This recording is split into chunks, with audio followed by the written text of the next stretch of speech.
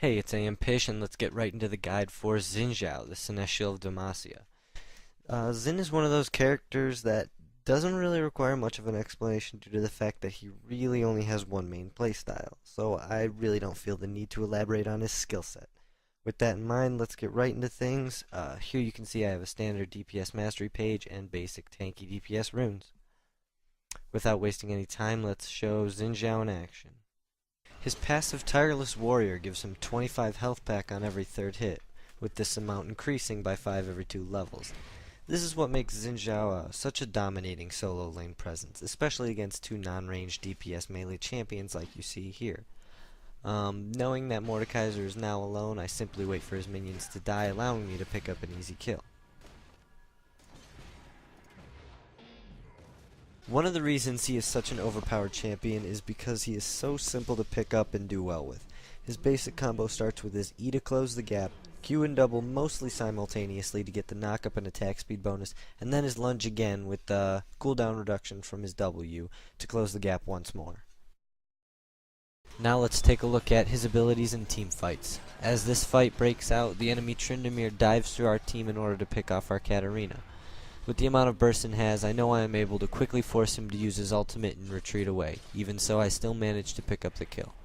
In most teamfights, you typically want to capitalize on the amount of bonus damage and armor you can use with your ultimate by tagging as many enemy champions as you can. Regardless, it is still worth using even during a 1v1 fight, especially if it could go either way. Surprise, this clip isn't over. Who wants to see me be a jerk?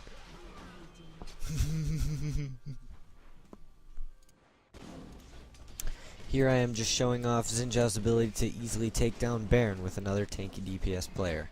Pay attention to the fact that we are both only at half of our builds.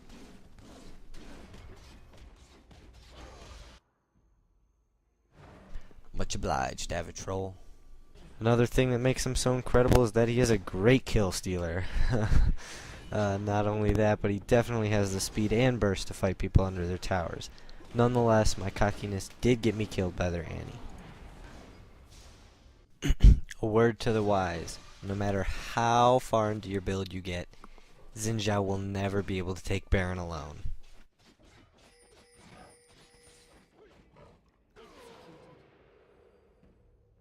One thing you do have to watch out for though is the initial round of CC.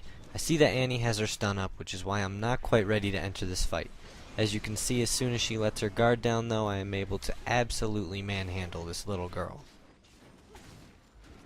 Here I run into my team retreating down middle lane. Since Talon was foolish enough to unstealth himself in the middle of our team, I have no reason to not teach him who is boss. Not to be humble or anything, but I accredit turning that fight around all to myself.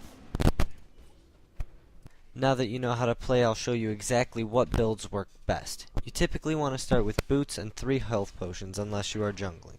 If playing a successful Xin Zhao, your first trip back could possibly buy you a BF sword for that early game lane dominance. Immediately finish up your boots and then a black cleaver soon after. If you're using attack speed quints like myself, you may want to pick up another BF sword to build into either Bloodthirster or an Infinity Edge. Otherwise you may want to finish a Phantom Dancer first. Lastly, you can either choose to complete a Trinity Force or a Frozen Mallet depending on whether you want to be more tanky or a complete glass cannon. With this guide, you can hopefully play as successfully as I had in this and in many other matches. Bye, and thanks for watching.